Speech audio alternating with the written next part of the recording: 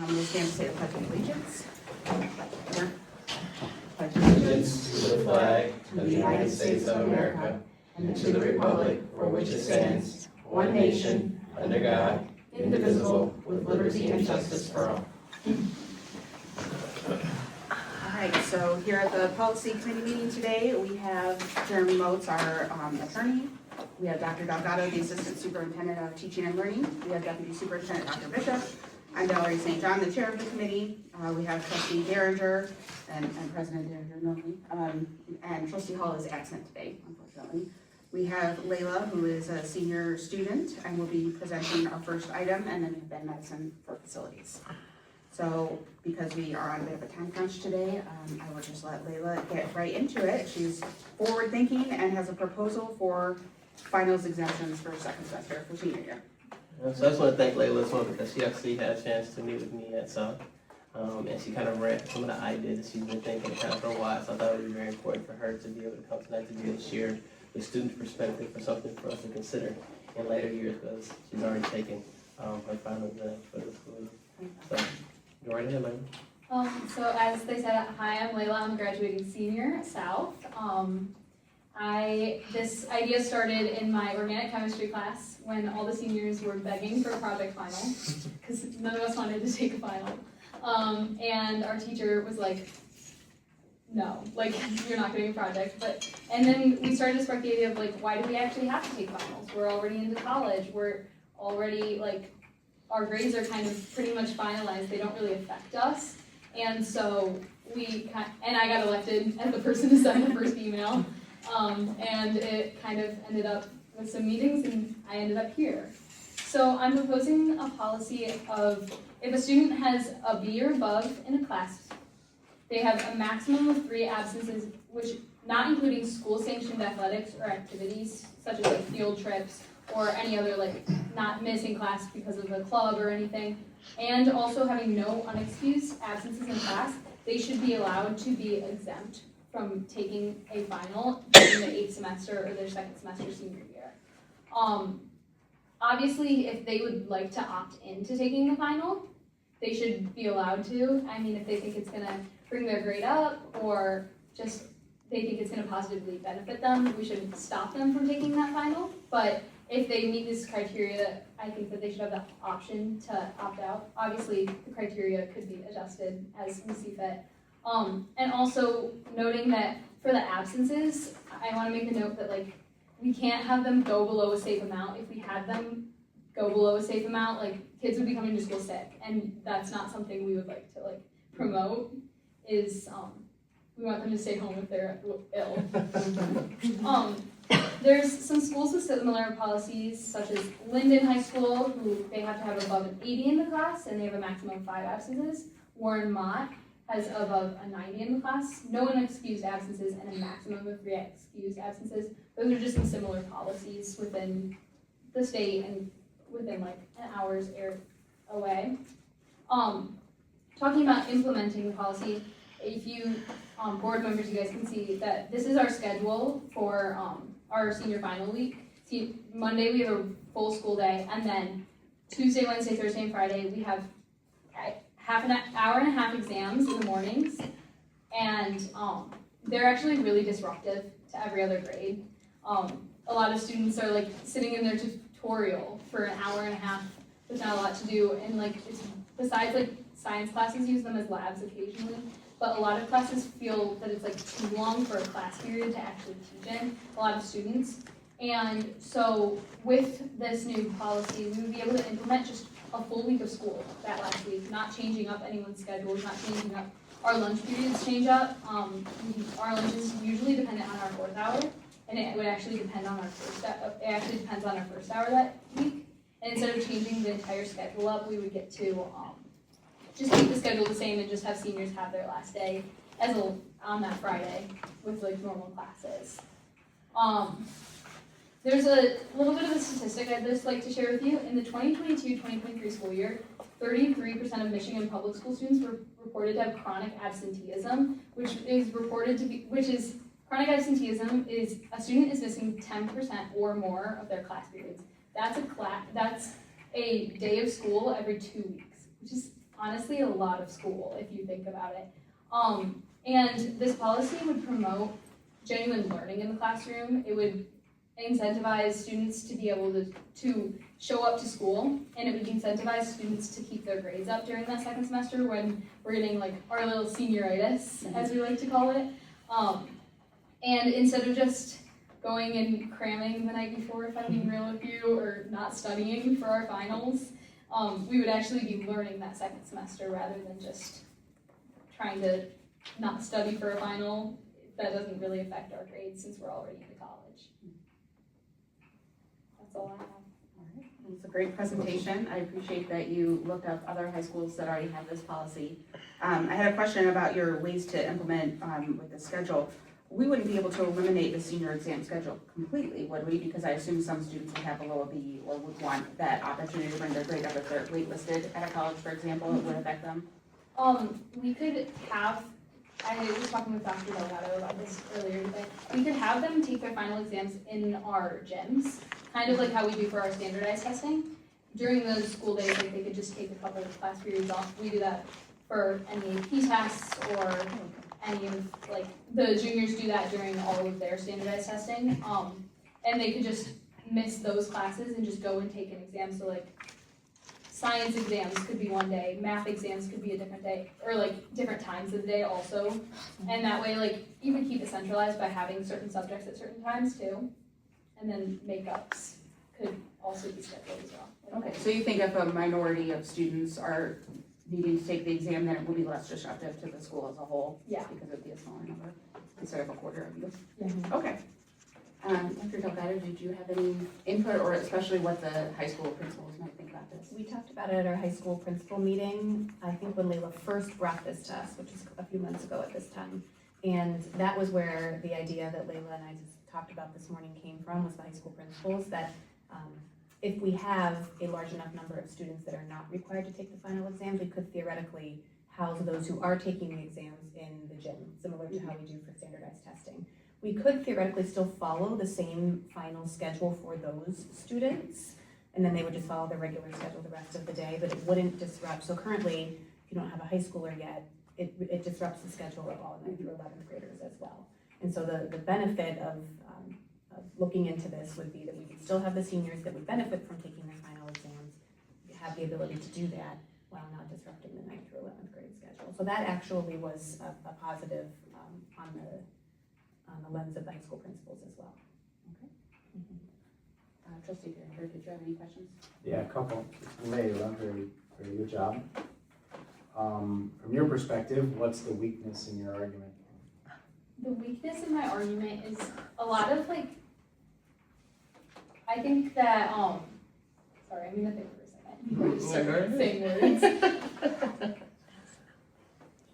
I think the weakness is like, I think that a lot of teachers get good feedback from their finals, and I think that it shows feedback to the teachers. Did I teach this concept well? Did I teach well throughout this semester? And they use it kind of as like a learning like bar, like you can see like how the students did.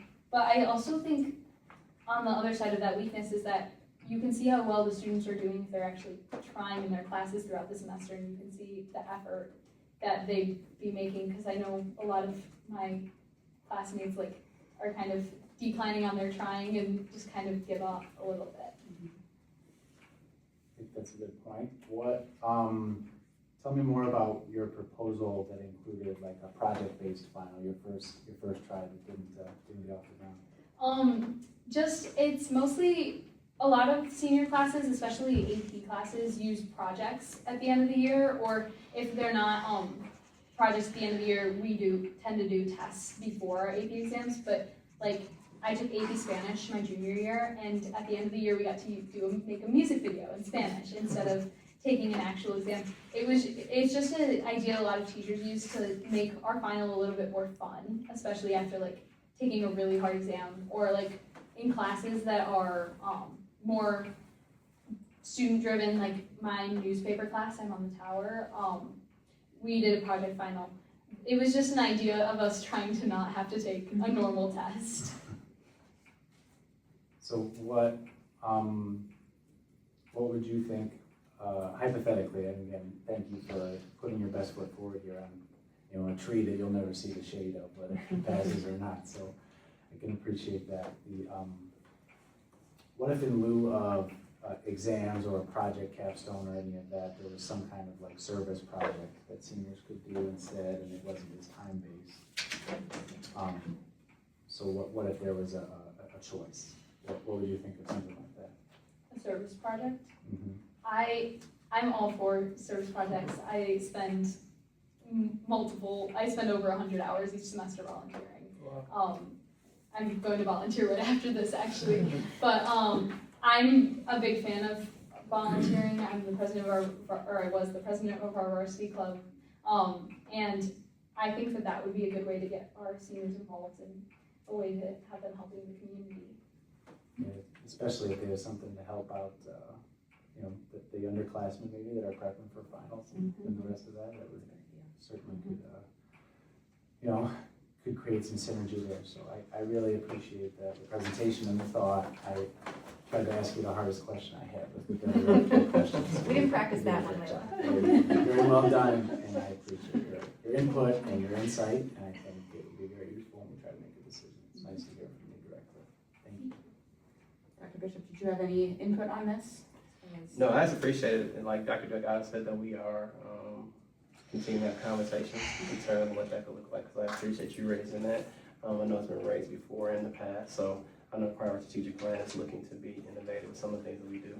Not lose rigor, we're not interested in doing that, but how can we look at something potentially a little bit differently based upon our student voice? So I appreciate Layla bringing it to the table. I appreciate Dr. Delgado meeting with her and working with the principals. That way we can continue the conversation to see what the future may look like. I would just echo that. You did a great job, and I think this is a great example of using your voice to affect change about something that you care about. I see why your classmates selected you to be the person who brings this. I think we can definitely consider a policy or administrative guideline on this topic, but I'd like to hear more staff input, because to your point after Trustee Derringer asked you, some teachers are using that final exam as the bar for, did you learn what I wanted you to learn in this class? So I wouldn't want to just take that away from teachers if they were relying on it to understand where their students are at. But I think I like the idea of service projects or another alternative to exams also for seniors to keep them engaged when they're on their way out. But you're still engaged even though you're on your way out. So it sounds like we've got a lot of great students with a lot of good opinions, and it's something to continue considering. But we don't have a written policy or AG to move forward yet. Right, for sure. No, we're still talking about internally, what that looks like. Layla, before you actually go to your service learning opportunity, you have had a very successful career here in Grosvenor Public School System, but also can you tell us what you're going to do next year? Next year, I will be attending the United States Naval Academy, and there I will be majoring in nuclear engineering with a minor in Spanish. Congratulations. Every time I hear you say that, it's probably what you're going to major on. That gives me goosebumps. And so, congratulations, continue to do the great work that you do, and thanks for making time in your schedule to be here today, and you know, continue to represent our community well as you move on to your next level of education. Thank you. Thank you.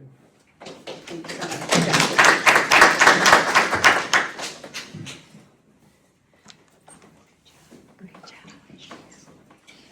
All right, next up is policy discussion on facility use classifications. I don't know if Dr. Bishop or Mr. Matteson wants to kick this off. Absolutely. I'm going to have Mr. Matteson here go ahead and kick it off for us as far as how we, why, kind of the why behind this document, sure, but also what it will help us do as a community. So if you wouldn't mind talking a little bit about the document that we have in front of us. Mr. Matteson. Yeah, I don't know how I'm gonna follow that, but. Layla was good. Layla was really good. Good luck. So, I wanted to talk a little bit about, our current policy 8.06. So currently in that, we have 4 classifications, and each one of those classifications trigger a different fee schedule when we have a district user apply for a rental of a gym or anything like that. One of the problems that we're seeing under the current software system is a lot of our bulk users, or what I would call contracted users, like neighborhood club, little league, Red Barons, Eastside Soccer, a lot of those bulk users that are over 100 events, they'll have contracts outside of ML Schedules, which is our current software system. We're currently migrating to FMX, which is the same software system that manages our work orders currently. So one of the issues that we're having is those users that have contracts like the neighborhood club with the district are currently listed as Class 1 users. So they have the same ability to migrate through our systems and reserve fields, just like Jim Ellis, our athletic director, or whomever. So they kind of have free range to our system. So what I want to do is create a Class 5 schedule for those specific users that, number one, it's twofold, to create bumpers for those users. So they would fall into the same bumpers as Class 2, 3, and 4, where they have to provide a 2-week notice to the district when they want to rent our facilities. And also they can only rent out 6 months in advance. That's one advantage. I would give them the same bumpers as those users. And the other is I want to create the same fee schedule for all those users. So Eastside Neighborhood Club, Little Leagues, anybody over 100 uses would have a set fee, and they would be all the same fee, regardless of what they are, and they would be charged per use, per event, instead of hourly. So it's based on how many uses you've had during that summer, and it'll be billed monthly, and then they'll be billed accordingly. So that's kind of the why of why we're trying to do this. It's to make sure that everybody's billed the same way, regardless of how many uses of it. If you're over 100, you're billed the same way, and also create those scheduling bumpers that'll keep people from jumping ahead of our athletic directors. So that's our why. Any questions? Yes, a couple. Thank you for explaining the software, because that makes more sense as to why you need these classifications. So you said that there are a lot of organizations that fall into the bulk user category, but are they currently listed as Class 1? Because we don't want to double bill them, they're listed as Class, because it's a flaw in how our policy is set up. We don't want to bill them twice. They're separate contracted users, like the neighborhood has a specific contract, the Grosse Pointe Theater has a specific contract with the Little Leagues have a specific contract with the district. So they're listed as a Class 1 user currently right now, so they're not So it billed doesn't get twice. charged, got it. Yes. But you could put people in Class 5, the new bulk user category, as contract covered, no extra charge. At the end of the day, my overall goal is to not have contracts in the district and everybody runs through this flat rate. An event is event. When you're a Class 5 user, you're going to be billed the same way as the other Class 5 users, instead of the district operating multiple contracts with each organization to make it flow seamlessly through our system, where the new FMX software will bill everybody the same way, and we're not managing 6 or 7 different contracts with different organizations. So that's my overall goal at the end of the day, is create these bumpers and also bill everybody the same way, our bulk users specifically. That's a good point. I hadn't thought about the efficiency of trying to manage 6 contracts versus just putting everybody through the same system. When do you determine that someone's a bulk user? Is it once they hit the 100 events mark, or do they have to set up ahead of time and say we expect to? A lot of these are summer users, and they're scheduling way in advance for summer activities. So they'll populate June, July, and August, and we'll have a clear view of how many uses they'll have well in advance, and then they'll be billed accordingly as monthly as they use them. Your introduction. Yeah, is there some reason in the software that it has to be class 1, 2, 3 for that convention? That naming That's convention? our current policy, we're just sticking with board policy, and I want to adjust the policy. It kind of wrangles me to go down a certain path, the way it's set up in our policy, so I just want to adjust it slightly so I can. But the Roman numerals aren't for the software's benefit, right? No, That's what no, was the it's policy before. just what the policy was before. I ask that because class 1 is a school group, right, like a varsity team, Correct. right? And we're putting some folks into the class 1, That even should though be, they're not varsity teams, because we want to give them no charge correct. for a different reason. And then class 2 is really where these bulk organizations probably should reside, right? That's groups not affiliated or sponsored by the district, but youth-oriented, and membership is largely district students. Correct. And And our goal, our goal is not to, the way our fee structure is set up right now, our fee structure is an hourly rate. So if you have, our little leagues are spread out through the district, and if you're charging the little leagues under a class 2 fee, it's not efficient for them to even run a league at that fee schedule rate. So our goal is not to break our little leagues in the district. We want to be good partners with our little leagues at the end of the day, and this is a way for us all to play nicely in the sandbox, for lack of a better term. Right. Initially, my point was that class 5 is so far away from class 2, it doesn't, like, even though they are really Sure. kind of 2A and 2B. Sure, Right? sure. So if we could just rename it and rewrite the policy that makes sense to whatever matches the software and is logical, and you're looking at the same thing in both places, I would recommend that as well. Sure. We don't have to stick to the class, if we don't have to stick to class 1, 2, 3, 4, because that's just what it says, then we should change that also to something that makes sense.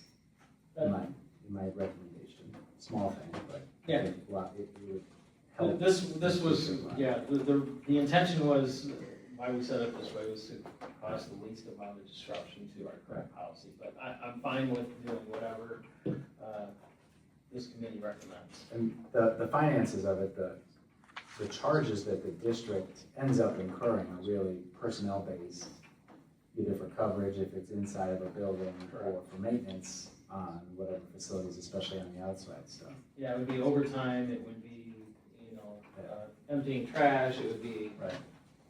So let's say, I'm gonna pick 2 different examples for my question, but it's not tied to any particular organization at all. But let's say that it's like a dance, right, from a group that is hosting in a gym, an indoor thing that is 2 hours long, and, set up and clean up, so 4 hours of coverage.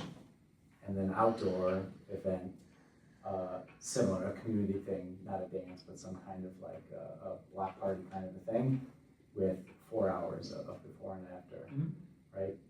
I think, I see how that flat fee would make sense, but once you're talking about a game that is maintenance and not necessarily anybody from our ground staff on site in real time during the event, as opposed to when you're in the building and there is somebody that is on site.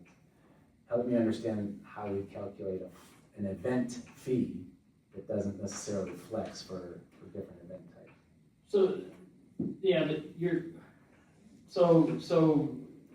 what your question is, what I'm hearing is you're wondering how we would calculate a fee for the bulk user? Right, if we're gonna reset it and give the So- flexibility that we want, but it's gonna be a flat fee per event, there's a lot of different costs. What we did to set up the fee that we're going after is we went and looked at our past contracts with our current users and factored that, and then also factored in what my team is coming in on the weekends and doing. Like, you are correct, yeah, there are some events where it's just maintenance, but I calculated last year, there was 481 events where my team came in on a Sunday to open up the building or manage a Sunday event.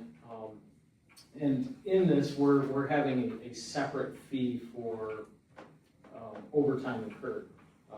That is not a part of this policy. The policy is just based on these classifications, but we're working on the fee schedule right now to calculate what we incur when we open up on a Sunday or a Saturday. When I have a user here that is here for 8 hours and my team is here, like if somebody rents the pool, for example, it's not one of those things where we can just open the doors and then come back later and close the doors. My team has to be here for a whole swim meet to engineer, to monitor the pool chemicals, a custodian to empty trash in the bathrooms, and so it's more complicated than what you're. Not every event is created equal, and I think that's what you're getting at. Exactly, yeah. But that's why we're calculating in the software that we're building right now a Sunday rate that it goes on top of this flat. Let's just make believe it's $35 an event. If you rent on a Sunday, there'll be an additional rate for Sunday usage that requires my team to come in and monitor events, a swimming event all day long. Double time would be on top of this flat rate. Okay, and then that probably comes back at a different time. You guys are working on that fee schedule. That's something, so it's a related conversation, but it's not part of it. It's not part of this. This is just germane to the classifications right now. My question would be, that I think you're getting at, is do you need a policy for Sunday and holiday extra charges, or are you just gonna put that in the software and we don't need to approve it? That's gonna be in the software separately, and it actually is in the new classification. Turf field, Sunday, holiday Yes. rentals have separate fee schedules. So So that's all you need in the policy, is That's just a all I- reference to it. correct. That's all. I'm just bringing. I'm not really getting into the fee part of it. I know it's an important aspect of this, what I'm bringing to you, but today I just want to focus on the classifications and trying to add an additional one that will give me more runway to do what I need to do to manage this new system we're implementing. I would just ask that we reorganize the naming convention so that the like organizations are near each other. Okay, so you're saying like class 5, what I'm saying is class 5 should be probably more of a class 2. Yeah. I understood. Or you could even rename it A, B, C, D. Sure. Whatever makes If that sense. makes more sense, and I would rework try them. my suggestion is to try to align with the software. So Yeah, if you're looking in the policy and you're looking in the software, it's pretty clear what group you're talking about. That's what Understood. Don't use the previous convention just because it's there. Let's try to align with what you're actually moving toward in the FMX system. Sure. I think makes sense. And yeah, okay. And the fee schedule is not necessarily something that has to come forward. You're saying. No, the current fee schedule is not a part of our board policy, just this language is. So that's why I'm trying to adjust this to do what I need to do. We incur, my team, incur a lot of overtime in the district, and this is a sound way to recapture some of that overtime the right way. So we're hitting, especially some of these heavy users, the same way. So that's my goal, is to create, I've already said it, but some boundaries for some users, and then create a fee schedule that's equal to all of our both users. So. That's one thing that, Ben has been tasked with as well. It's like, it's great for us to be able to open our doors and have everybody come in, but also has to align with, the cost for employee who needs to be there, especially on a Sunday. So we need to communicate clearer with people, like, hey, you can have that event on Sunday, but no, this is also gonna be the cost of it, because we will need to have staffing there. And also our fields and things like that too, like, then our turf field, it's supposed to last how long, and they're averaging how many years as of right now, so like, We're getting, our church is supposed to last 15 years, and we're getting 10, just based on the usage that we're seeing. Grosse Pointe loves their sports, so it's not a secret. It's fun to manage, it's an honor to manage the process, but I've got to come up with some new tools to manage it. Our district averages around 12,000 events a year. So it's a lot. There's a lot going on, but it's a pleasure to serve the community. It's a lot of events. Yeah. And while Trustee Hull couldn't be here today, I know she when she sent her note saying she couldn't be here, she also mentioned these organizations that we partner with also put a lot of sweat equity into the different facilities as well, especially the softball leagues, little league. Red Barons has used grass and turf in the past, so there are different layers to those partnerships for sure, in terms of who's taking care of the field at any given time, and we recognize that, of course. Yeah. So there's a personnel cost. I think it is wise to bring it to the front of the conversation here, and then figure out how to best balance and be fair and transparent. So I appreciate the work. I know you and I talked about this last calendar year We did. as part of the facilities committee, and the bond just kind of swallowed up most of that conversation, which is fine. It's a priority, but I'm glad it's coming back around. I'm glad it's going to get into alignment. So thank you, Ben, and thank you to the team for putting the work in on this.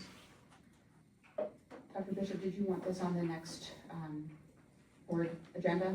Please, I'm gonna have Ben work on potentially what it could look like to align some of this numbering with what's already in the system, and if we can get closer to something, that would be great. If not, he's gonna bring back this exact document made with a couple of changes, but I would love for it to go on first read for the June 9th. That way we can, get everything underway so we can start planning on some of those summer activities.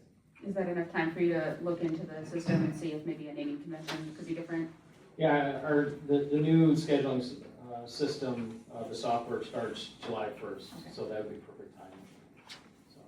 Are you comfortable with that, Trustee Derringer, to Yeah. move it forward for We next will, meeting? yeah, first read sounds right. Thank you very much, Mr. Matteson. Thank If you you. need to get going to get ready for facilities, we will try to end on time. Next up is the 2.3, the discussion on administrative guidelines for use of artificial intelligence. We already did policy 6.10, and now these are the administrative guidelines to get into a little more detail. Absolutely. So based upon the policy which we created, we also need administrative guidelines as far as how AI will continue to be a tool that is safe for our students to use. So Dr. Delgado has been working with teachers. We also have some student voice in here as far as within AI, within the guidelines. I'm going to have her kind of talk a little bit to the proposed AGs, and then I'll have Mr. Motz as well if he wants to get a chime in on how we're trying to keep our students safe when it comes to some of the student training of AI tools as well. So these were developed in conjunction with our district's digital learning coordinators. We have 5 digital learning coordinators that span all 3 levels. They came together probably about the middle of the school year, beginning of the 2nd semester, and started working on drafting these. We put together a draft, and at that point we paused because we were waiting for the policy to be approved. Once the policy was approved, we came back together with the digital learning coordinators and kind of gave it a second read. They went through, made some adjustments based on what the policy read, and then we took the document to the EPLC, which is the Education Program and Leadership Council, which consists of multiple stakeholders from across the district, and they gave the document a read. We did an activity where they had noticing wonderings and what they thought next steps should be, and then we applied their feedback to the document as well. I think this is a nice representation of multiple stakeholders' voices. I know Dr. Bishop also met with students from both high schools and got their voice, so you can obviously speak to that.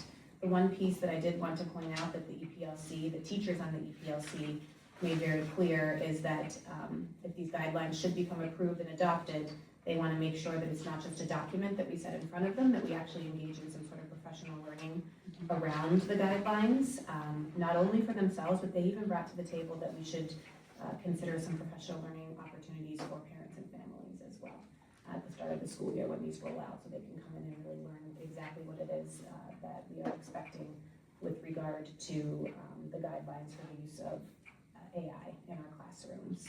And so that's just kind of the gist of how we came to putting this document together. Speaking with the students, talk about some of the things as far as for student training on AI tools. Through some of those natural conversations that we'll be having with students and also with teachers, we also have some clarity on several things, like as far as an instruction when AI is permitted, restricted, or prohibited. So talking to the students, they want to be able to know exactly when something is allowed to be used, what it could be used for, and then maybe some things that they may be using at home that they're not using at school, but it may help them to be able to enhance their assignments. So I think everyone's always continuing to look for that clarity as far as the additional procedures, resources, and guidance that will also come from this. And part of that is the evolution of the policy and of the administrative guidelines, because the AI tools that are being created are being filtered in every day. So students are bringing in new materials and we're learning about it, having to either adjust our filters that we have or create training for our staff or even students how to use some things appropriately or to not use them at all. So that continues to be something that we're looking to do as a district based upon the feedback from our staff and our students. So can you share a little bit about how this is specific from what the feedback that you heard from students is? Like what did they want to see? Yeah, they want, if I'm being frank, like teachers to be able to go about it and do some things similarly.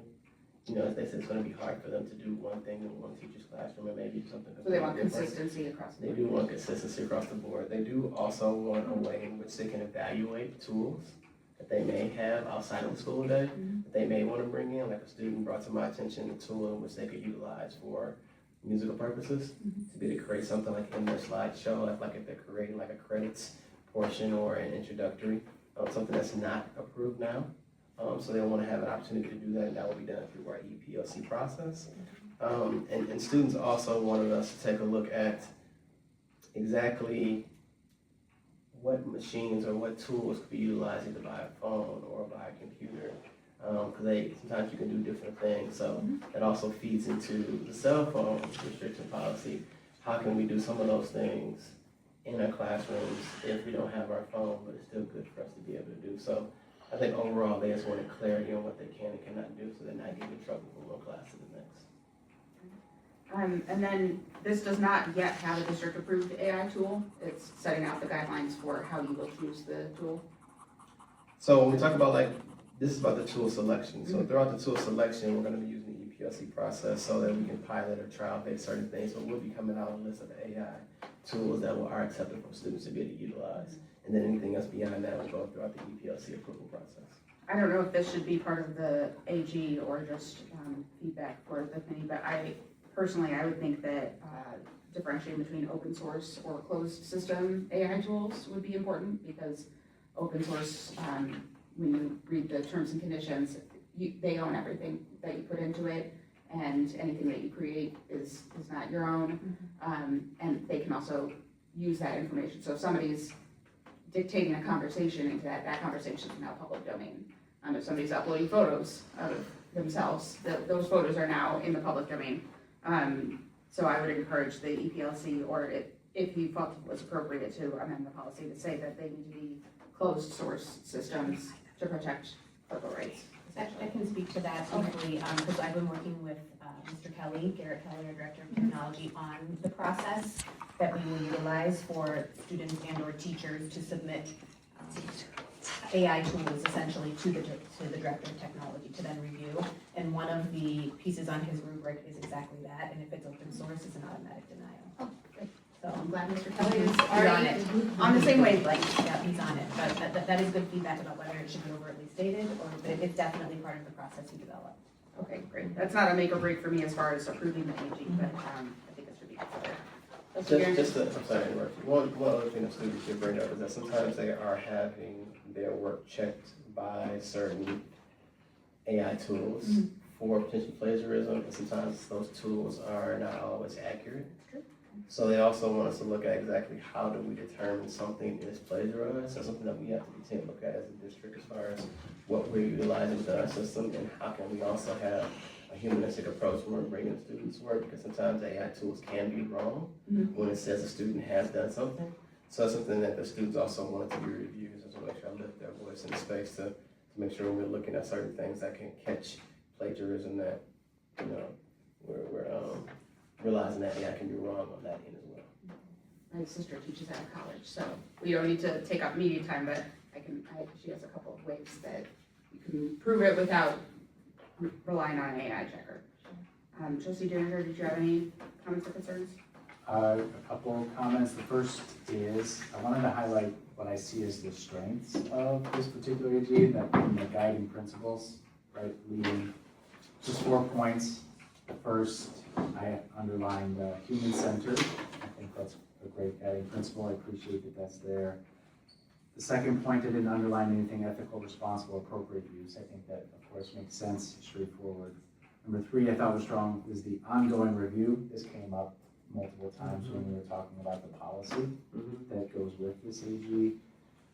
That's critical because this changes so quickly, and even ongoing, we don't even really know what the right time frame is. You would think annual, that's kind of our default, but these things change even faster than in a school year. So really understanding what ongoing means in terms of time is important for the success of this particular policy.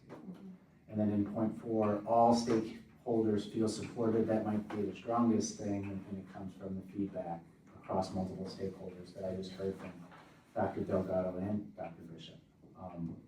We have to be able to support everybody that is using different versions of the tools in order for it to be successful. So to have it right there at the front as a guiding principle is very, very well done. So I appreciate all of those points. My one is more of a question really than a concern, is at the end of the document. Student and family communications is the second to last section. Right in the middle, it's the 4th line at the right side near the margin. Student privacy and security is the end of the sentence. It's talking about communications. Such communications shall include information about student privacy and security. I just think that we need somehow to build into our guideline here how we are checking that we're protecting student privacy and security.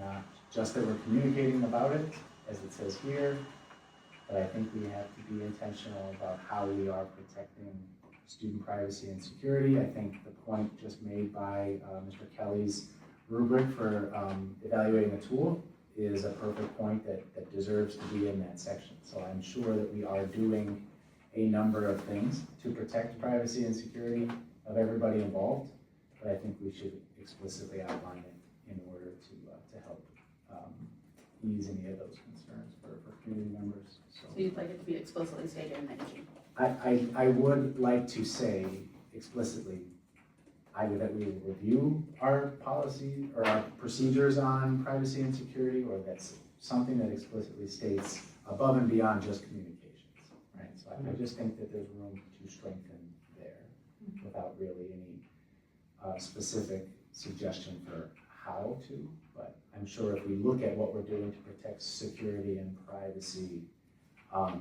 that then maybe an added sentence in this piece of the AG probably makes sense. Absolutely, something that could definitely easily be done. Mr. Motz, did you have anything else that you wanted to flag? No, I was, President Derringer actually was, what I was gonna comment is I want to just, going back to when we started talking about our AI policy is, we're more, actually it evolves, almost daily almost, and everything's being created is to keep the policy more high level of these guardrails. And the policy was pretty detailed, a lot of things, so when you look at some of these other things, it's really drilling down into some key areas, looking back at the feedback of the training, the support of students, teaching them about the right way to use these things so they understand how to use them. So that's why we put those guiding principles at the front.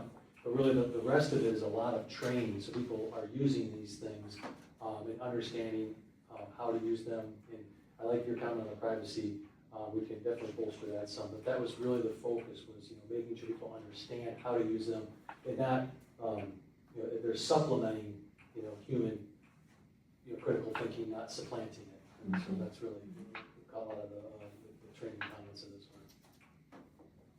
And Dr. Bishop, did you want this as a first read on the next board agenda as well? Absolutely, yeah, we definitely will make that that addition as far as explicitly stating what we will do beyond just communicating.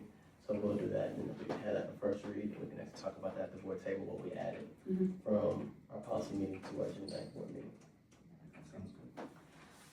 All right, we're moving right along since we get done before facilities to the policy discussion on House Bill 4141, which is cell phone restrictions. We had talked about this at a previous committee meeting, and I wish that you can share what has changed since then. Sure, absolutely. I'm just going to go through as well some of the information I gleaned from students after meeting with them, and I know you had a chance to connect with staff, so you can put some time in on it as well. So in our first draft that we had when we came to the Board of Education, there are actually two options that we had in here as far as how to be able to define instructional time. We are choosing to define instructional time as all scheduled class periods, study hall, intervention blocks, homerooms, flex times throughout the day. And the other one had it being from bell to bell. Essentially saying like students wouldn't have their phones, no one would have to see, okay, what does that look like when they go to lunch, you know, and all types of things. And so we didn't really want to be able to manage that.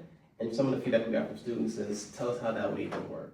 You know, us having to go off campus, how would we not have our phones? You know, during passing time, how do we have to be Think able to about the connect? off-campus students, if they leave for lunch, you want to have your phone out. Right. But also one of the things that the students really brought to my attention, they were like, hey, you know, a lot of the times either our friends or our coaches are communicating with us, hey, the bus is delayed today, you know, we should know this, or the bus is here early. So some of the angst from the students was we use it to communicate effectively even around some of the good things. So how can we make sure we're still having a chance to be able to communicate and know those things without, you know, kind of taking the cell phone away entirely. So that, in talking to students, like they understood why this may help. And I was really impressed by them saying like they do have friends or have seen people who just live on their phone all day, where it's like they can't do anything else with their phone. They even gave us some great ideas as far as some of the things that are happening now throughout our buildings, where even on the back of the doors, some teachers actually have caddies that you're putting your cell phone in, so it's there, it stays there throughout the entire class, and then when the bell rings, you grab your device, you know, and you go about getting it. I just found it funny in the policy, and I was talking to Mr. Motz about this, that we also classify telephone equipment in the form of beepers and pagers. And so I haven't seen a beeper or pager, but in case they come back anytime soon, our policy does cover that as well. Do you want to go into talk a little bit about what teachers had to say around it? Teachers gave very similar feedback, especially about the lunch piece, and principals as well, just that if we were to adopt that, we would, especially at the high school level, well, specifically at the high school level, have to exclude that time, because then it almost might encourage kids who would stay on campus for lunch to leave, because they would feel like they could then use their phone if they left campus. And so because of the open campus lunch that we utilize here at the high school level, that was the biggest piece of feedback we got from high school administrators and teachers, and just the passing time piece, but very specifically the lunch, like we'd almost be kind of setting the administrators up for failure and trying to enforce that. And so that was the biggest piece of feedback. And then in terms of students, similar to kind of what Dr. Bishop said about the AI, what we continue to hear is just the consistency piece is actually what's going to make this easier to enforce. So if we have this in writing, we have this as a policy, then it will be much easier for teachers to enforce it consistently, and then it will be easier for students to know what's expected from class to class. And so I thought that was really telling for even the students to be doing. Absolutely. One thing I want to correct, thank you for sharing that, Dr. Delgado. One thing I even want to correct myself on is that I think when I introduced this policy, I even said cell phone policy. I want to be clear, like this is wireless communication devices and personal electronic devices. So this is bigger than cell phone. This is cell phone, this is computers, these are our meta glasses. These are a lot of different things in which you can use to be able to communicate with different people. So this is something that we as an administration and we as teachers and administrators need to also think about. How does this change what we do with our students as far as our Chromebook cards? And we're having a lot of conversation around what that looks like. Because we're also, being transparent, we're also getting some concerns from our community about how much technology is in our school day. How can we do it differently? So this is also getting wrapped into that conversation about how can we be intentional about the instructional time with students and their technology, while also understanding that, you know, this policy that's coming down to us from legislation of defining what instructional time is. I wouldn't call it a concern, but I appreciate that we chose defining instructional time instead of going bell to bell. I think that was the right call. I'm glad that that's the pathway. I only have one question about the definition of instructional times. The second from last bullet, school-sponsored field trips, that seems awfully tough to administer. So can you tell me more about why we would include that there, or is there any other pathway to, the class sponsor or the teacher that's in charge of the field trip having some? Well, we do, yes, we do include that, so if they're on a school-sponsored field trip, they're gonna be engaged with whatever they're doing, if they're at the DIA or something, they're not just playing their phone, so we put that in there. Now, there is, on the next page, there is, there are some sort of discretions within that, if it, we could, change that a little bit, but, we do have, so school officials overseeing that, can have reasonable rules. Now, we do typically associate it with overnight trips, but we could, and they talk about buses, so we can, they do, if they're on the bus going to and from, they can be on their phone generally, because they're just riding there. And so we could put a little bit more discretion on the teachers, if we'd like, and clear that up, but that's really the purpose of having it in instructional time, is so that that they're there to learn. I think we want to protect the level of engagement of any type of educational opportunity, for sure. Again, I think of it more from, we're setting ourselves up for a power struggle there, out and about, and almost every field trip is going to have some way to engage, and it's going to be scan this QR code to find out more, and like to figure out, it's even tougher when you're outside the classroom. It's so tough inside of our four walls of a building or a classroom. Imagine how much harder it is when you're out there in some kind of real world opportunity, learning opportunity. So some type of discretion that protects the engagement of the trip, but we don't want to create power struggles between chaperones and class sponsors, et cetera, and kids that are checking their phones because they're out on a field trip. Do we want to clarify the fifth bullet point under exemptions, that if there's an exception, if it's designated by the administration for acceptable use and only to the extent authorized? Do we want to clarify that, such as on field trips, to communicate with parents and chaperones about meetup times, or otherwise engage in the activity? We can add some clarity to that one. And that's a good point. I should have pointed out, that's where that exemption is, that there is something that we can make it a little bit more clear in this discretion that we have up there, that it ties into the exemption. If we find it's appropriate to use, we can always allow them to use it. Right, I'm sure there's a right way to do it. I think that one probably makes sense. But under there as part of instructional time seems a little bit too strong. I think it probably deserves its own language in the exemption area. That's it, I think it's pretty well done. And Dr. Bishop, you want this on the next regular board agenda? Yes, please. So we don't have a number for that policy yet.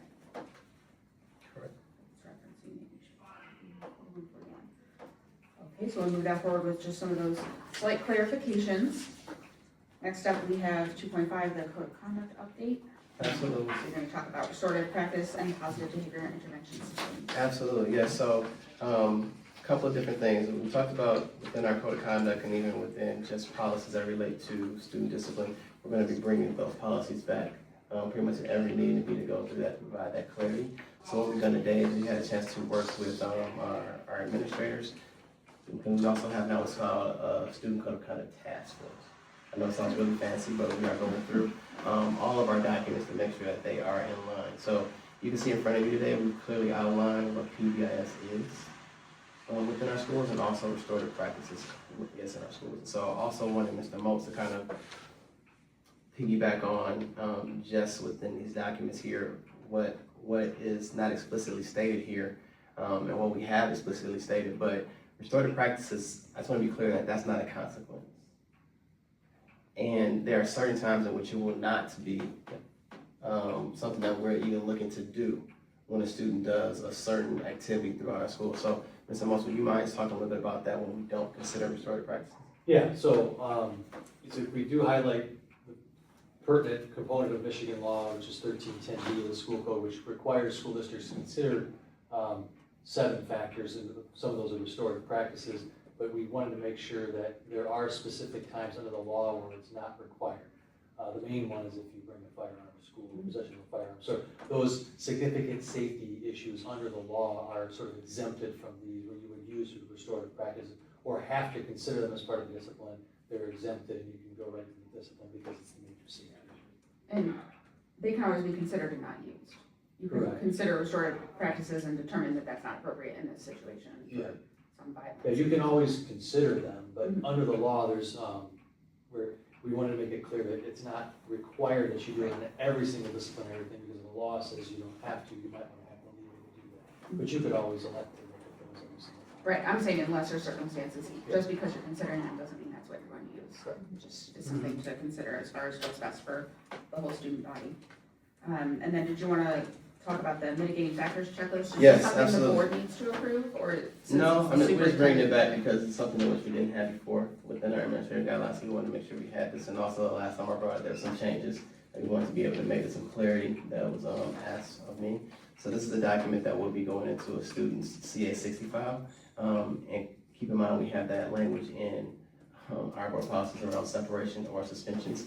This will be filled out for all of those different things, whether it's a separation or a suspension. And we are definitely considering the 7 factors. Yes, it was considered, but we also want to make sure the board has suggested that on number 2, 4, 6, and 7, that comments are required. As far as when we considered those, what was our thinking as far as why we didn't go with those versus something else. So this is something that we're going to be implementing throughout our schools, and we just want the board to be able to see exactly based upon the feedback, here's what we're doing moving forward.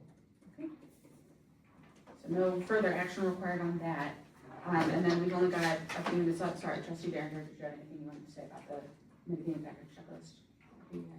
No, I wanted to highlight those, the comment required, you know, to provide that clarity, so thank you for hitting on that.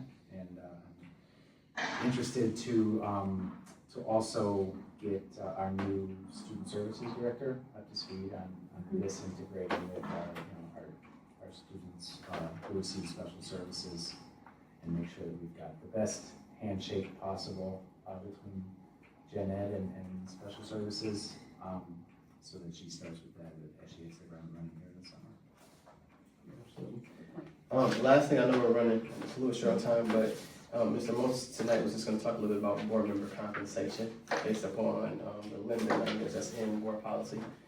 We'll table that Yes, until another time. that's what I That was we can going to have a suggest. deeper conversation, but we're just looking to see what we can do moving forward to get a better streamline that process. But we will have Mr. Motz come back at the next meeting to go through that, if you don't mind. Yes, that was my suggestion as well, that we table that because it's not time sensitive. Because we need to make sure we have a little time for public comments. Everybody has 3 minutes. If you just stand up and state your name and give your comment, I'll run the timer. So does anybody have a comment? Well, actually, good. Trustee Derringer and Dr. Bishop up to the facilities committee in time. So committee member comments. Trustee Derringer, did you have anything? No, nothing further. Thank you, everybody, for the time and work. Very, that was a long agenda to get done in 1 hour. So thank you guys for all that. Efficient. Mr. Rose, did you have any I comments? did. Great Okay. meeting. Dr. Delgado? Yep. Dr. Bishop? Thank you for your All time. right, so I'll just clarify that we're moving forward policy 8.06, as well as the administrative guideline. Once we clarify the AI tools won't be approved if they have the potential to compromise student privacy or safety. We'll have some sort of language like that in there. And the policy related to House Bill 4141 are going to be on the next board agenda. There's going to be further discussion about senior exams potentially being optional, and there's no approval needed for the mitigating factors checklist. That is just being created by the superintendent. So with that, we are adjourned at 6:29. Thank you, everybody. Thank you.